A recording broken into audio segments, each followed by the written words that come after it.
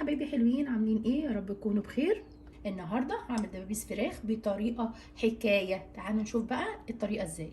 المكونات اللي انا محضراها: اول حاجه الفراخ غسلها حلو. المكونات اللي معايا: ملح، توم مفروم وجنزبيل مفروم، معلقه ومعلقه، توم باودر، فلفل اسمر، بصل باودر، معلقه بابريكا، طماطم مبشوره، بصل مبشور، علبه زبادي صغيره.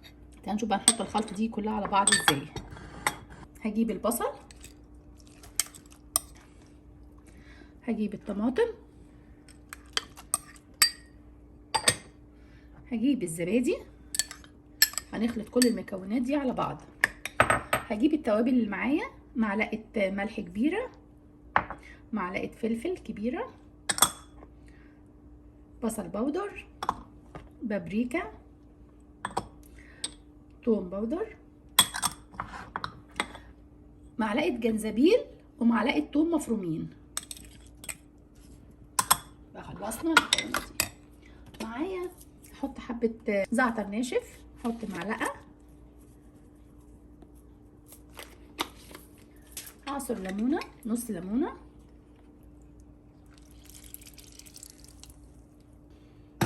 هقلب الخلطه دي كلها. احط زيت الزيتون، احط حبه كده حلوين. الخلطه دي خطيره في الفراخ المشويه في الفرن. خلصت بالطريقه دي. هجيب الدبابيس اللي معايا، بس هلبس جلافز بس دلوقتي عشان نقلب الفراخ. انا مشققه الفراخ بالطريقه دي عشان تدخل جواها التتبيله وغسلها حلوه قوي. هجيب بقى التتبيله اللي احنا عملناها الخلطه دي، احطها على كميه الفراخ كلها. هنيجي ندخل التتبيله في الفراخ بالطريقه دي. قصت خلطه الفراخ هسيبها ساعه في التتبيله واجي احطها في صينيه في الفرن.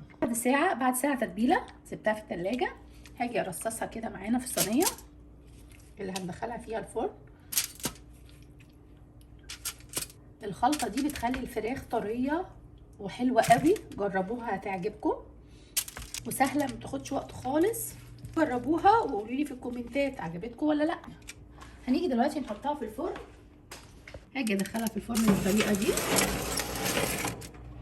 وهعمل التايم على ساعه، ساعه الا ربع كده. ما تخلص هنشوفها اهي. بعد ساعه استوت بالطريقه الحلوه دي. بعد ما الفراخ استوت بالطريقه الحلوه دي طعمها حكايه. جربوها بالطريقه دي هتعجبكم قوي. ولو عجبكم الفيديو ما تنسوش تعملوا لايك وشير وتشتركوا في القناه، وبالهنا والشفا.